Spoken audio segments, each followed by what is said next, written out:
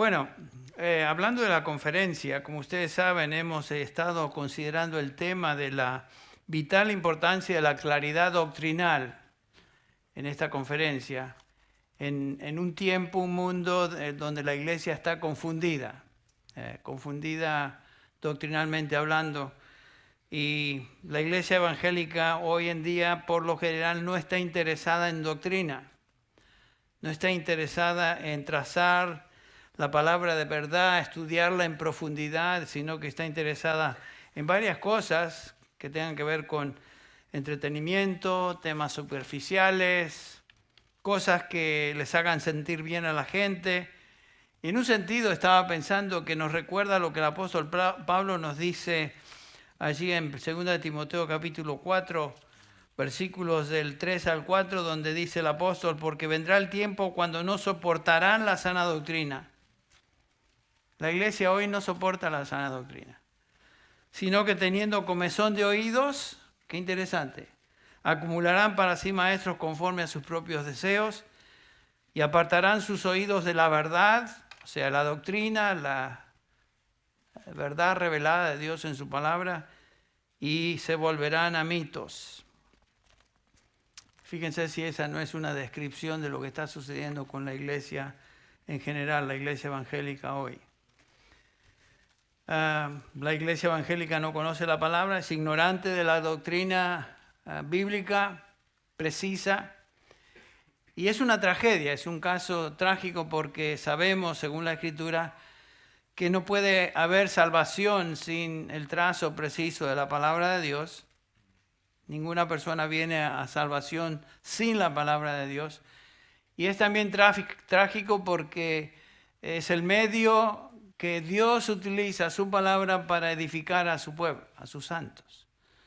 O sea, desde el ángulo que lo miremos, la palabra de Dios, la verdad, la doctrina de los apóstoles es vital para la salud de la iglesia evangélica, de la iglesia.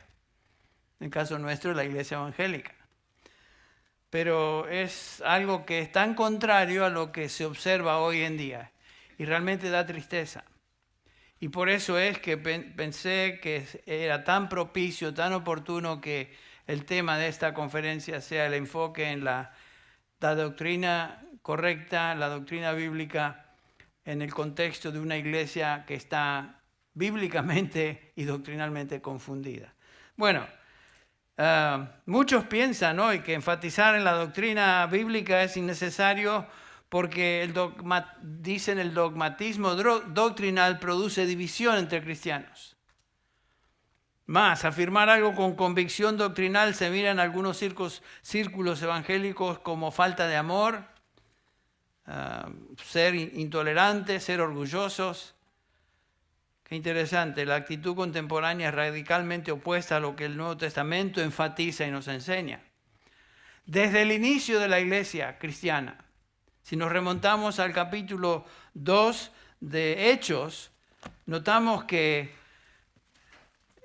nos enseña ahí Lucas, quien escribe el libro de los Hechos, que después de la predicación de Pedro, 3.000 almas vienen al Señor. Ahí comienza la iglesia, ahí en Jerusalén, el día de Pentecostés. Y aquí tenemos esta descripción. Entonces los que habían recibido su palabra fueron bautizados y se añadieron aquel día como 3.000 almas.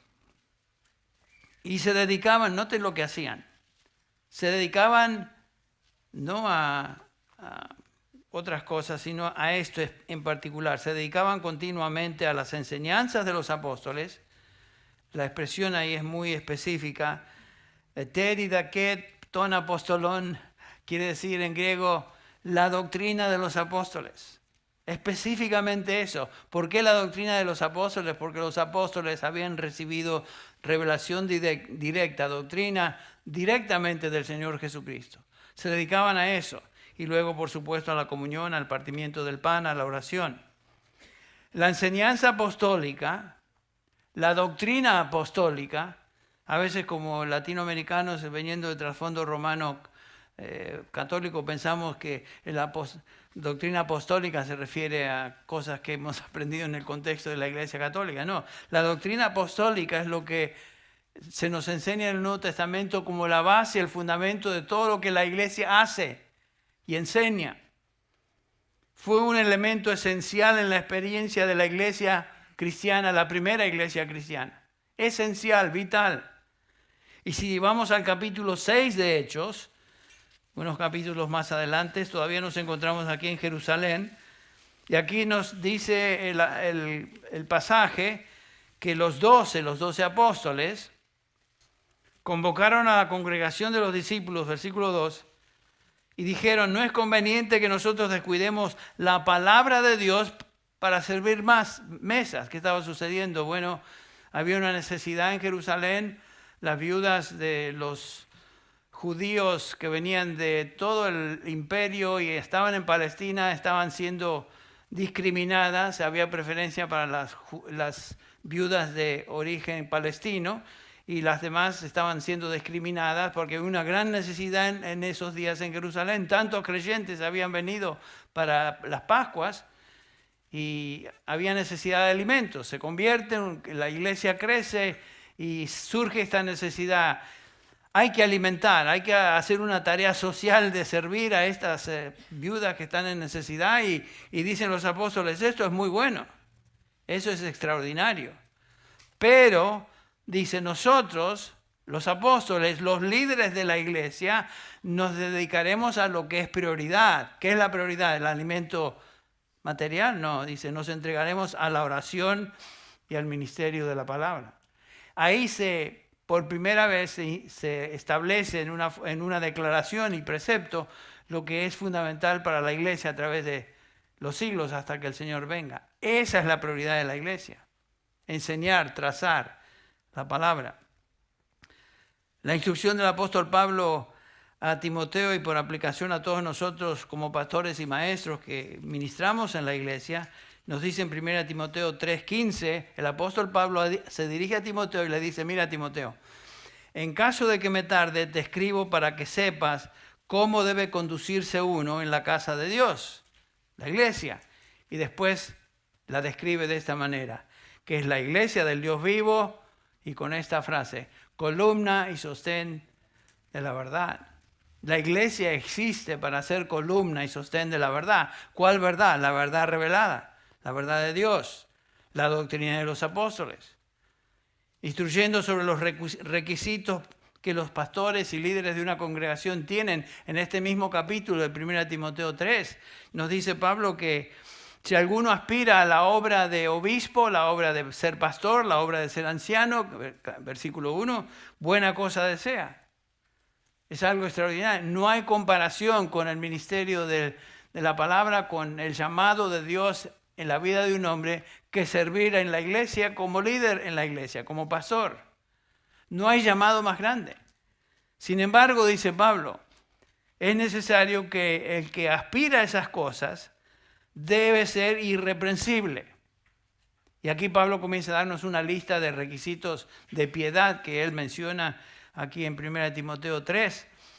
Marido de una sola mujer, sobrio, prudente, de conducta decorosa, hospitalario. Y después esta frase, que es la única función, escuche bien, es la única función que se subraya en todo el Nuevo Testamento como prioritaria en el ministerio de un pastor. Es esta, que sea apto para enseñar, que sea capaz de enseñar. ¿Y qué va a enseñar? Opiniones, anécdotas, historietas. No, va a enseñar la doctrina. ¿Qué doctrina? La doctrina de los apóstoles. Lo mismo que hizo la primera iglesia ahí en Jerusalén, capítulo 2 de Hechos. La doctrina de los apóstoles. Si volcamos la vista a Tito, que es otra de las epístolas pastorales, en Tito nos dice Pablo que dejó ahí a Tito en Creta 1:5 para que pusieras en orden lo que queda y designaras ancianos, o sea, pastores, obispos, en cada ciudad como te mandé. Y estos son los requisitos para ser pastor. Versículo 6. Irreprensible, marido de una sola mujer, que tenga hijos creyentes. Los requisitos son casi idénticos de los que él describe en 1 Timoteo 3. Pero después en el versículo 9 nos da la prioridad de su función. Dice el versículo 9, el anciano, Ese debe retener la palabra fiel, que es conforme a la enseñanza, didaqué, otra vez la misma palabra que encontramos en Hechos 2, para que sea capaz también de exhortar con sana doctrina, la didascalía, la enseñanza, y refutar a los que contradicen. ¿Cuál doctrina? La doctrina que habían recibido del Señor, la doctrina apostólica. La única doctrina que la iglesia fue llamada a predicar. Si vamos a Efesios 4, y estoy simplemente introduciéndonos al tema hoy, llegaremos al tema en un segundo. Pero en Efesios 4, ustedes recuerdan que el Señor Jesucristo, versículo 11, dio a algunos a ser apóstoles, a otros profetas, a otros evangelistas, a otros pastores maestros. Noten que cada uno de estos hombres que Cristo puso en la iglesia son hombres que manejan, enseñan la palabra de Dios y enseñan doctrina. ¿Con qué fin? Dice el versículo 12, para capacitar a los santos para la obra del ministerio, para la edificación del cuerpo de Cristo, o sea, la iglesia, la madurez de la iglesia. La iglesia no puede madurar sin la enseñanza precisa de la palabra de Dios. Por eso es tan apropiado el tema de la conferencia, la enseñanza bíblica o la enseñanza doctrinal, en un contexto donde la iglesia está confundida doctrinalmente. Y por eso la iglesia está como está. Es una iglesia superficial, es una iglesia tal vez grande en números, pero así de profunda en términos de su conocimiento bíblico y su madurez espiritual. Como dije, es una condición trágica. Y lo que observamos entonces en todo el Nuevo Testamento es un énfasis primordial, inequívoco en cuanto a la enseñanza doctrinal, en cuanto a la claridad doctrinal. La salud espiritual de la iglesia depende del alimento espiritual de la palabra de Dios. Punto final. La doctrina que fue dada a los santos, que fue entregada a los santos, como veremos en Judas, una vez y para siempre. Lloyd Jones, hablando de la importancia de la doctrina y madurez espiritual en la iglesia, escribió lo siguiente: el problema principal de los cristianos hoy es su falta de entendimiento y conocimiento doctrinal. Ya era un problema en los años 80 cuando él dijo estas palabras, cuanto más hoy. Y después continúa: el hombre cuya doctrina es inestable será inestable en toda su vida. Claro, porque va de aquí para allá, no sabe lo que cree. Nada es tan absurdo, dice Jones, como aquellos que dicen que la doctrina es puramente académica, que no está relacionada a la vida. Y después concluye: no hay nada más práctico que la doctrina. Claro que sí. ¿A qué nos vamos a dedicar? ¿A anécdotas? ¿A hablar de psicología? ¿A hablar de cómo hacer dinero y volverse rico? ¿De qué vamos a hablar? La iglesia existe para ser columna y sostén de la verdad. No existe para otra cosa. La enseñanza doctrinal es, como dijo Lloyd Jones, la cosa más práctica que podemos hacer como iglesia. Tiene razón. Entonces, un pastor, por sobre toda otra función en la iglesia, debe ser apto para enseñar. No todos vamos a ser un Lloyd Jones. No todos vamos a ser un John MacArthur. No todos vamos a ser un Charles Spurgeon. Pero todo siervo de Dios que fue llamado por Dios a la iglesia a servir, debe ser apto para enseñar, trazar la palabra con precisión y, por supuesto, enseñarla a los santos. La salud espiritual de los santos depende de eso. Bueno, con eso como introducción, ahora sí, vamos al tema que tengo para esta mañana. Vamos al libro a la epístola de Judas. Yo le llamo Judas el bueno, porque no está hablando de Judas Iscariote. Y comienza la epístola, vamos a dar lectura del 1 al 4 de Judas. Es el penúltimo libro antes de Apocalipsis. Algunos de ustedes tal vez ni habían visto Judas, pero ahí está, fíjense. Dice así: Judas, siervo de Jesucristo, y hermano de Jacobo, Santiago. Judas era uno de los medio hermanos del Señor Jesús, uno de los que no creía en él al inicio. Y por supuesto, en lugar de decir soy hermano de Jesucristo, humildemente dice soy hermano de Jacobo, soy hermano de Santiago, que también era un medio hermano de Cristo. Ahí vemos su humildad. Se presenta como siervo del Señor Jesucristo y comienza a dirigirse ahora a los creyentes y les llama los llamados. Eso vimos bastante en domingos anteriores, el significado de llamados. Llamados eficazmente por Dios a salvación. Es un llamado interno, no es el llamado del Evangelio a toda criatura, sino que es el llamado de Dios para salvación a todo aquel que Él trae a salvación.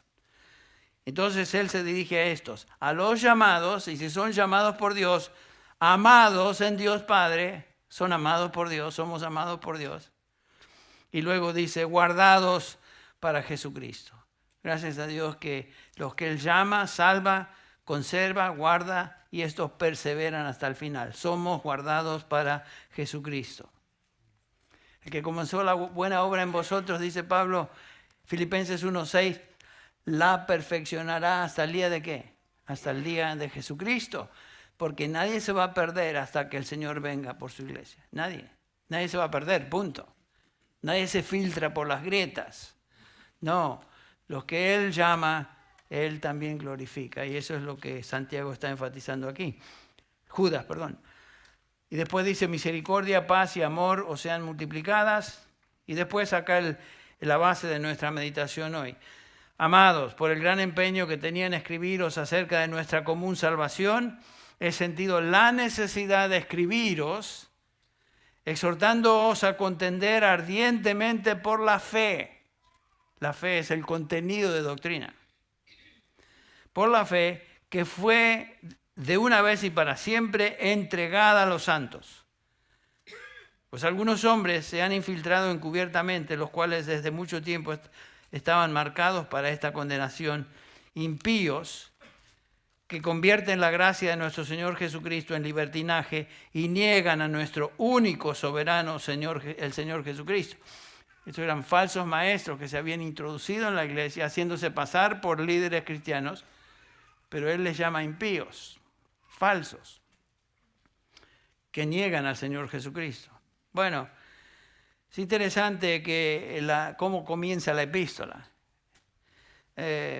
No hay otra epístola que comience de esta manera. Y la razón es que Judas tenía una intención de escribirla, pero se vio motivado o impulsado a cambiar su tema original.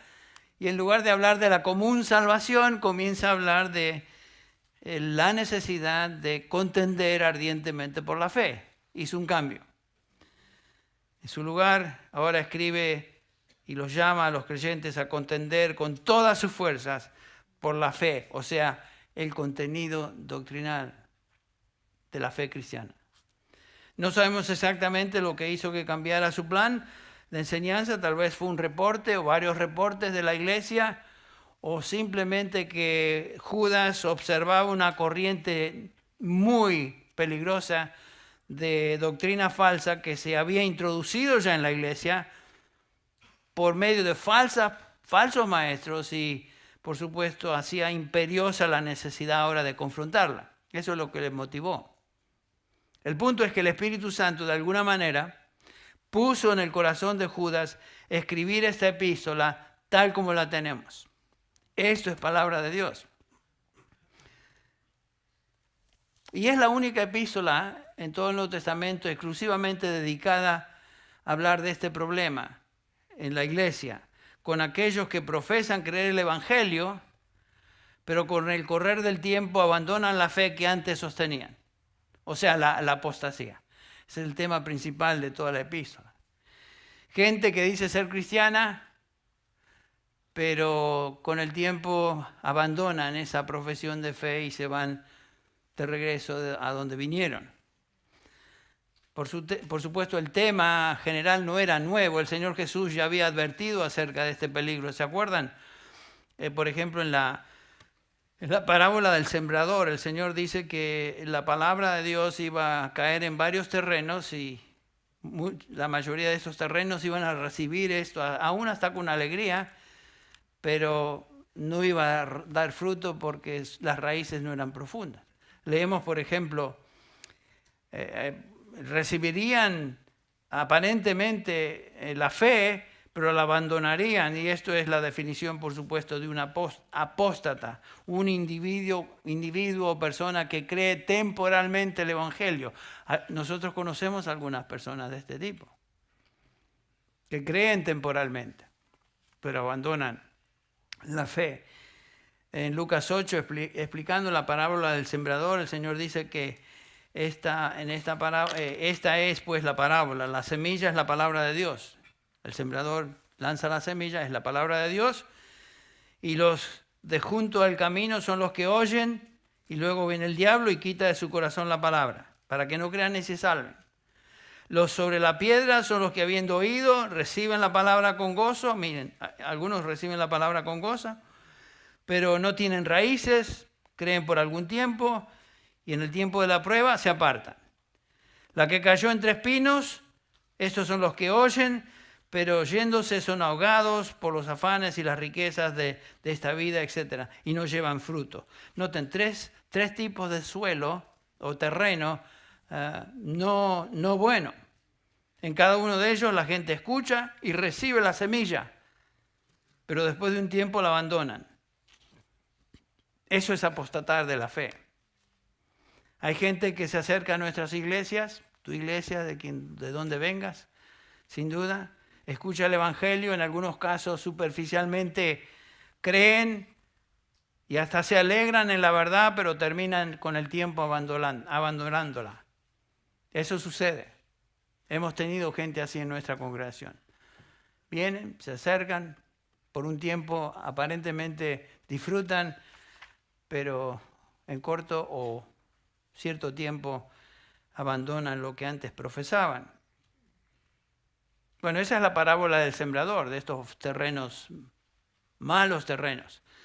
Ahora, noten lo que Jesús enseña en Marcos 4:20. Vayan ahí por un segundo. Marcos 4:20. Una comparación con aquellos que verdaderamente creen y son salvos.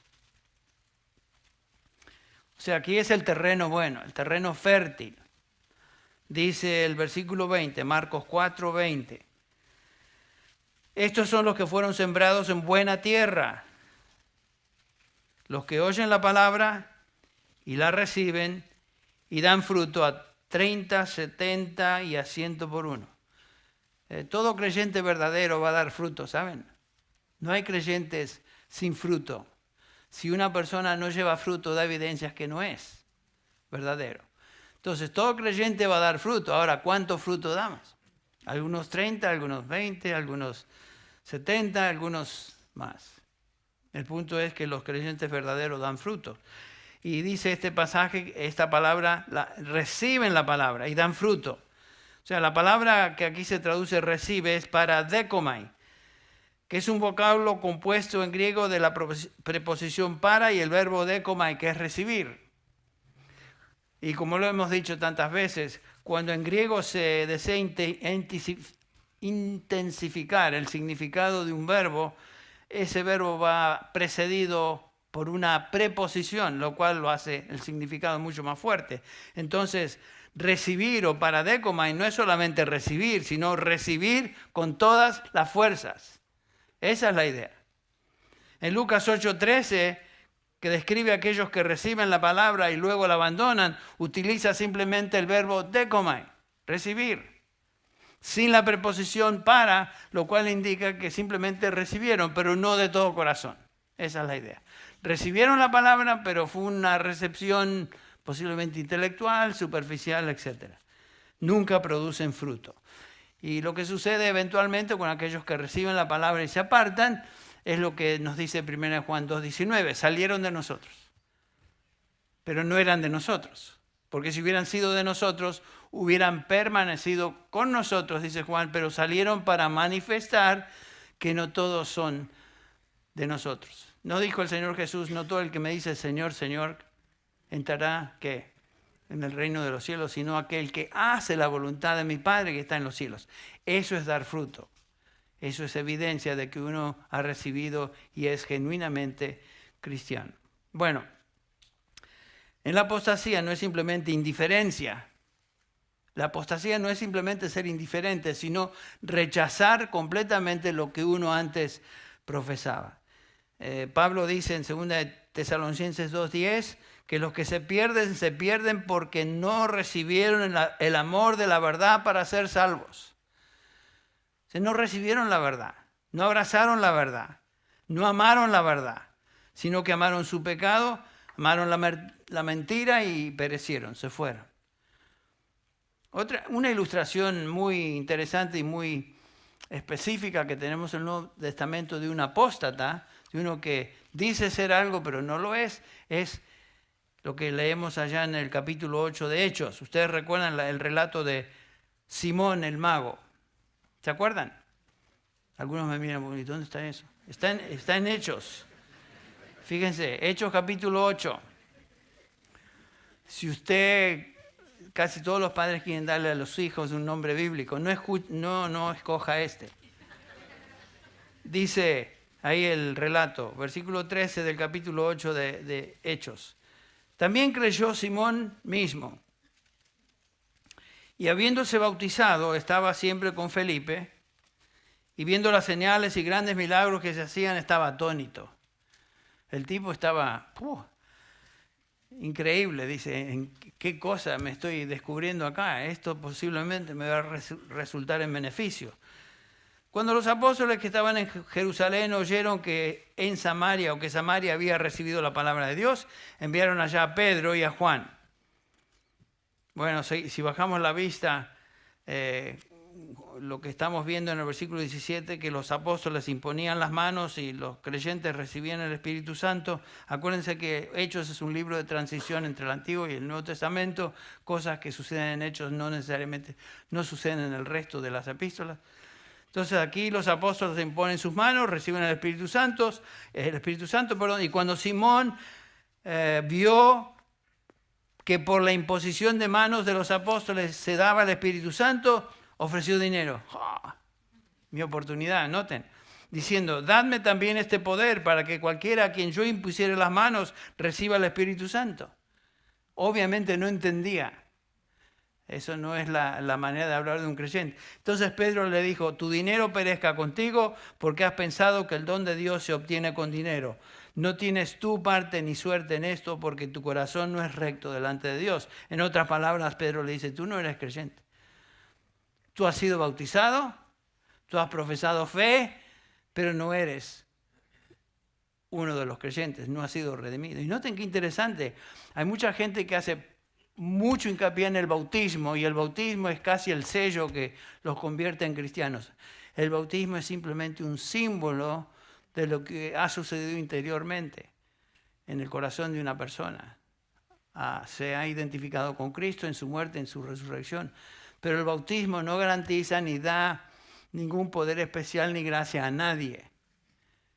Especialmente en algunos de los países donde he viajado, hacen mucho hincapié en el bautismo. Y si son bautizados, es casi listo que van al cielo. No tenés de Simón. Bueno, no sabemos más de este hombre, Simón el mago. Si realmente se hubiera convertido, posiblemente Lucas hubiera escrito acerca de eso más tarde en el libro, pero fue un apóstata. Confesó, profesó, se identificó con los creyentes, pero los abandonó. Abandonó lo que él manifestaba creer. Bueno, la apostasía es una realidad que se enseña en toda la Escritura. Ustedes recuerdan que aún en el ministerio de Jesús, ¿se acuerdan? Hasta el capítulo 6 de Juan tenemos que en multitudes lo seguían. Les daba de comer, sanaba sus dolencias, sus enfermedades.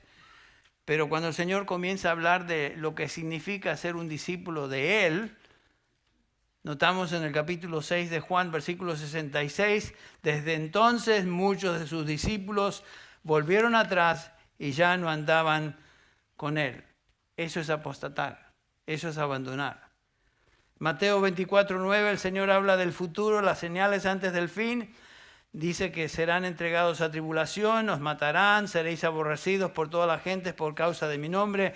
Muchos, dice el versículo 10, Mateo 24, 10, muchos tropezarán entonces. La palabra es, muchos apostatarán de su fe.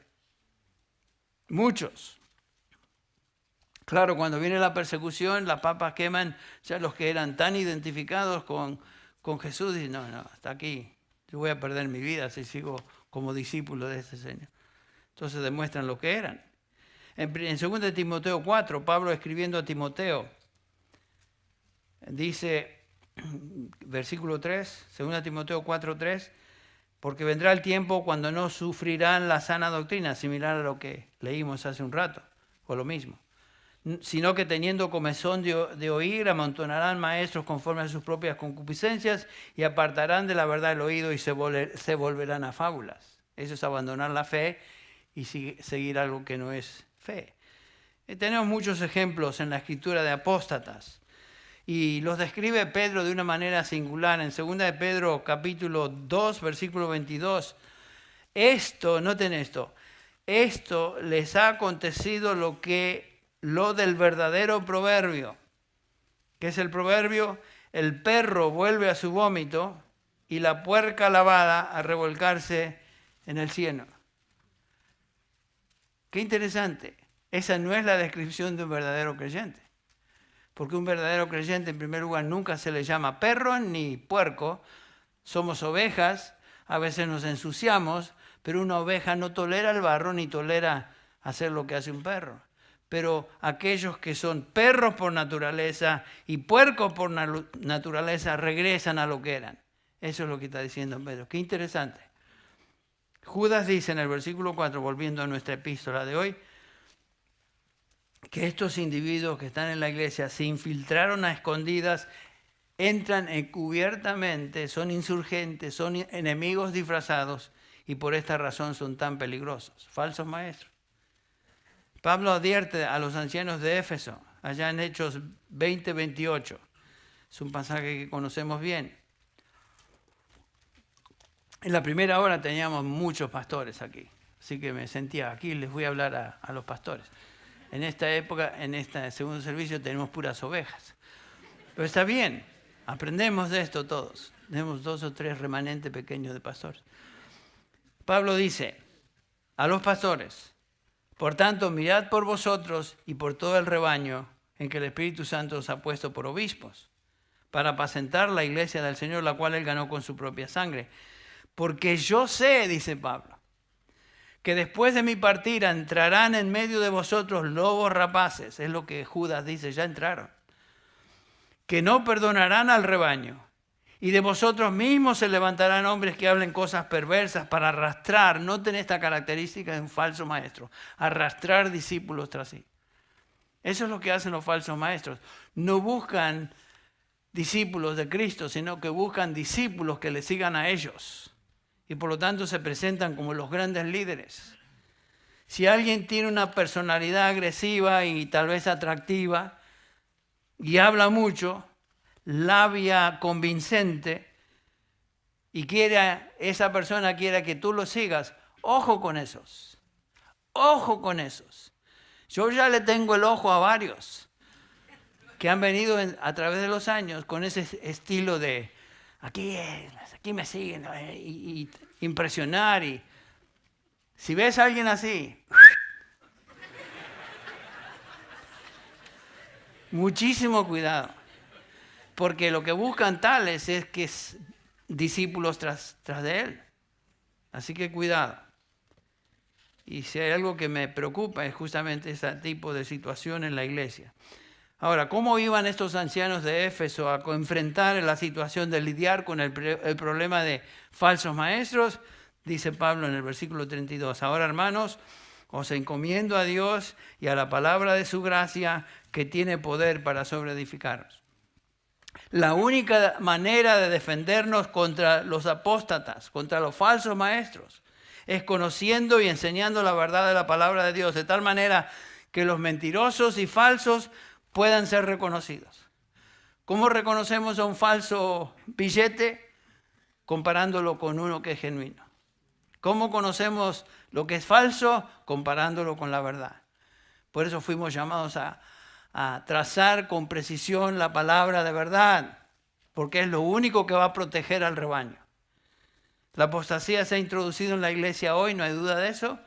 La mayoría de las divisiones de la cristiandad, por decirlo así, son grupos apóstatas. No voy a mencionar por nombre a todos. Divisiones del cristianismo son religiones, organizaciones religiosas apóstatas. Las sectas, ni hablar, cualquiera sea con su conexión con el nombre cristiano, son apóstatas. Se encuentran dentro de una cobertura que podría ser cristiana, pero no son cristianos, son enemigos de la fe cristiana. Y por esta razón es que la epístola de Judas, en un contexto en el cual vivimos, es tan importante de conocer. Ahora, noten otra vez el versículo 3. Dice amados, se dirige a ellos como amados. Es muy importante reconocer eso. Él se dirige a los creyentes, amados, y él les advierte. Y noten que el corazón pastoral de Judas, muchas veces, lo he mencionado en el pasado, cuando uno advierte y exhorta a la iglesia a luchar por la verdad e identificar a lo falso, eso se interpreta como falta de amor, de ser cerrado, de ser intolerante, de no buscar la unidad. Pero noten lo que hace Judas.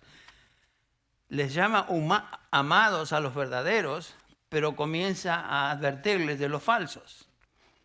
Y ese es parte del trabajo pastoral. Un padre que ama a sus hijos, los ama y siempre les va a advertir de aquello que les haga daño. Siempre lo hace. Judas llama a los creyentes amados en este versículo, lo vuelve a hacer en el versículo 17. Noten el versículo, vosotros amados, lo hace otra vez en el versículo 20, pero vosotros amados, es una preocupación genuina y amor por el pueblo de Dios que estaba siendo amenazado por falsa doctrina. Y eso es lo que motivaba a Judas a escribir esto.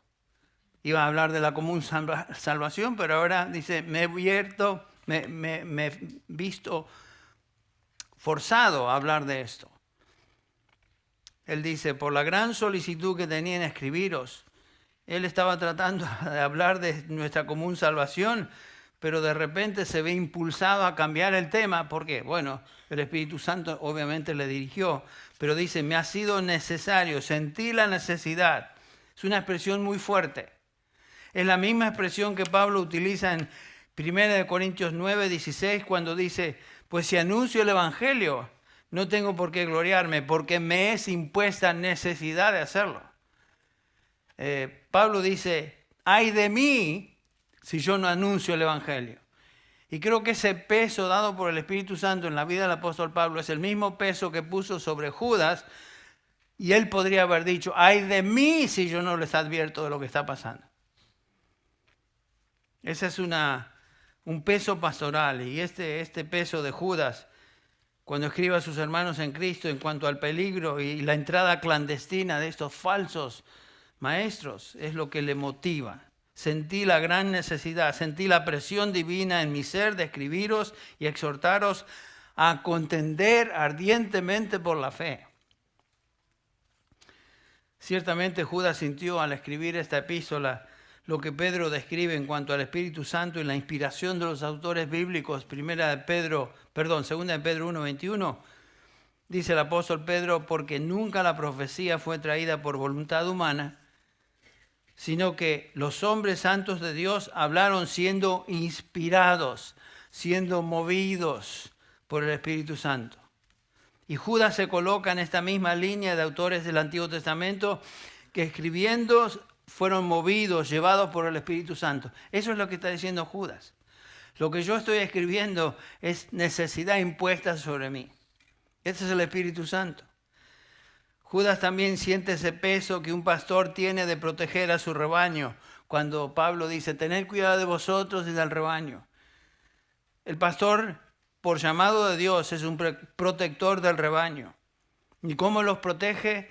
Advirtiendo, señalando lo que es falso y a los perversos que traen la falsa doctrina. Esa es la manera de proteger al rebaño. No acariciando a las ovejas, que está bien, de vez en cuando necesitan que las apapache uno. Pero esa no es la manera de proteger al rebaño. La manera de proteger al rebaño es dándoles de comer lo que necesitan. Esa es la tarea de un buen siervo de Jesucristo. Es lo que Pablo le dice a Timoteo. Mira, Timoteo, si vas a ser un buen siervo de Jesucristo, aquí está lo que debes hacer. El Espíritu Santo dice claramente que en los postreros tiempos algunos apostatarán de la fe, escuchando espíritus engañadores, doctrinas de demonios, por la hipocresía de mentirosos que teniendo la conciencia cauterizada prohibirán casarse y mandarán a abstenerse de alimentos, etc. ¿Qué iba a hacer Timoteo ante esa falsa enseñanza? Versículo 6. Al señalar estas cosas a los hermanos, serás un buen ministro de Jesucristo, nutrido con las palabras de la fe y de la buena doctrina. Ese es parte del ministerio, ¿ven? Señalar, advertir, subrayar al rebaño. La falsa doctrina cuyo origen se encuentra en el mismo diablo y sus demonios, y hacerlo a través de la palabra de Dios, nutriéndose uno primero en la palabra y enseñando la palabra, el alimento dado a las ovejas.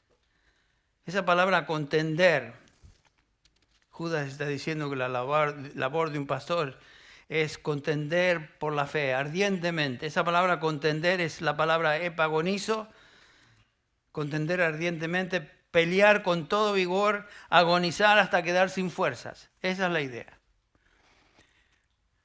Estaba hablando con David Robles esta mañana, temprano, y me contaba que las primeras 48 horas después de haber salido aquí, no había dormido.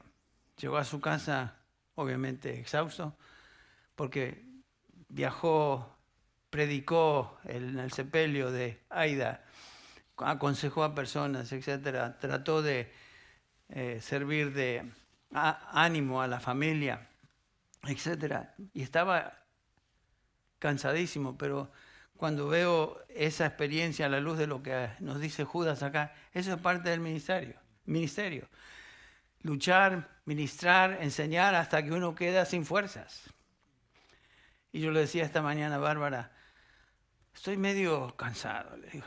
Y a veces uno no tiene ganas de predicar, en serio les digo. No es que no quería predicar, estaba cansado. Pero me dice, tenés que tener gozo en el Señor. Cachetazo. ¿Y qué voy a decir? Me voy a poner a... No tenía argumento. Por supuesto, gozaos en el Señor siempre. Dar gracias en todo, porque esta es la voluntad de Dios para vosotros en Cristo Jesús. Y yo que andaba ahí todo... Comparado con lo que está pasando David, comparado con lo que están pasando ahí y comparado con otras situaciones, ¿de qué me voy a quejar? Pero la tendencia es a veces uno de quejarse y el Señor nos dio una ayuda idónea que nos saque de la condición. Esta palabra agonizar es la misma palabra que Pablo utiliza para pelear la buena batalla de la fe. Es la batalla que conlleva la imagen de una batalla de gladiadores a lucha a muerte. La batalla de contender ardientemente por la fe no es una escaramuza, no es una pequeña batalla, es una batalla continua, es difícil. Y es la lucha entre la verdad de Dios y la mentira de Satanás. Esta es la lucha que debe llevarse a cabo. Y a veces lo triste es que se encuentra en el seno de la iglesia, que es lo que justamente confronta aquí Judas. Se han metido entre vosotros estos tipos. Y ahora hay que luchar ardientemente por la fe. ¿La fe qué es la fe? Bueno, la fe es el contenido de doctrina, como dijo. Es el cuerpo de doctrina que fue dado a los apóstoles. En el versículo 17 de Judas, en esta misma epístola, el versículo 17 dice: vosotros, amados, acordaos de las palabras que antes fueron dichas por los apóstoles de nuestro Señor Jesucristo. Esta es la doctrina apostólica, la fe que fue entregada por medio de los apóstoles a la iglesia, que hoy tenemos escrita en un libro que es el Nuevo Testamento. Entonces, este es el credo doctrinal al que la iglesia desde sus comienzos se dedicó y siguió. Esta es la doctrina apostólica. Esta es la doctrina, esta es la fe que Timoteo tenía que guardar. Una y otra vez Pablo le dice, oh Timoteo, guarda lo que se te ha encomendado, evitando profanas pláticas y cosas vanas.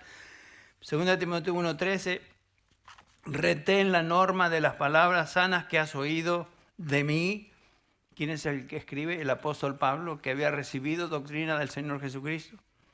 Como pastor, y si hay otros pastores aquí, somos llamados a guardar la fe y señalar aquello que no es la fe.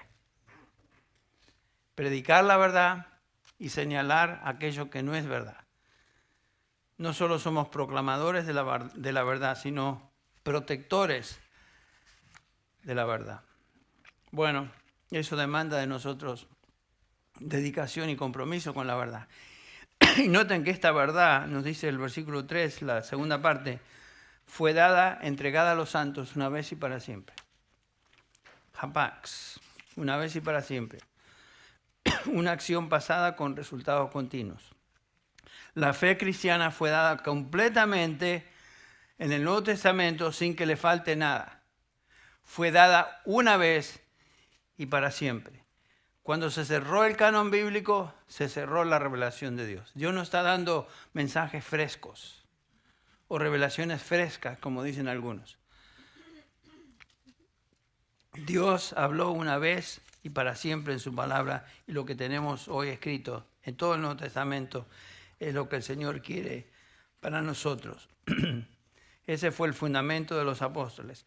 Todo lo que Dios tenía que decir, ya lo dijo en un libro, la Biblia.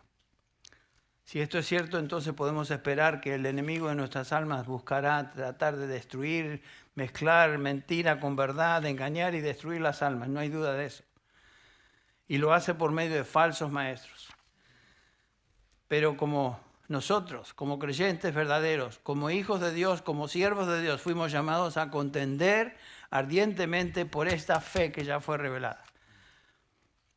Por eso no tenemos tiempo ni el lujo de divertir a la gente, entretenerlos con cosas. Estamos en guerra espiritual entre la verdad y la mentira. La iglesia no existe para divertir a los que asisten ahí, ni para distraerlos o hacerles pasar un momento de entretenimiento religioso. No. La iglesia existe para proclamar y defender la verdad de Dios. Somos columna y sostén de la verdad. Por eso Judas dice, miren hermanos, tengo gran solicitud de darles este mensaje, de contender ardientemente por la fe que fue entregada a los santos una vez y para siempre. Eso es lo que hacemos como siervos de Dios. Eso demanda de nosotros compromiso con la verdad, exponerla con precisión y claridad. Entonces, qué propicio fue que esta semana nosotros estuviéramos expuestos o hablando de este tema tan apropiado durante esta época, claridad doctrinal en un mundo de confusión. Bueno, Judas nos dice que en este mundo de confusión existe un mensaje, existe una prioridad, contender ardientemente por lo que ya tenemos, que es su revelación escrita, que fue dada una vez y para siempre a los santos. Bueno, vamos a terminar con una palabra de oración. A mi mano izquierda va a haber algunos hermanos que se van a acercar. Si usted tiene alguna pregunta, alguna inquietud particular que quisiera aclarar, acérquese hacia el frente de la capilla. A mi mano izquierda van a haber unos hermanos que podrán contestar algunas de sus preguntas. Vamos a terminar con una palabra de oración. Señor, te damos gracias en esta mañana por la oportunidad una vez más que tuvimos de reflexionar en lo que tú nos enseñas, lo que tú nos dices. Gracias, Señor, porque no tenemos que buscar la verdad. La verdad ya fue revelada. Ayúdanos, Señor, a ser comprometidos con tu verdad. Ayúdanos, Señor, a vivir en obediencia a tu verdad. Y ayúdanos, Señor, a ser reflejo de tu verdad en nuestra vida diaria. Y por supuesto, Señor, ayúdanos a enseñar esa verdad a otros con precisión. Bendícenos al terminar el día hoy, Señor, que nos lleves de este lugar con bien, con bendición. Y úsanos, Señor, hoy para el bien de otros. Lo pedimos en el nombre del Señor Jesús. Amén.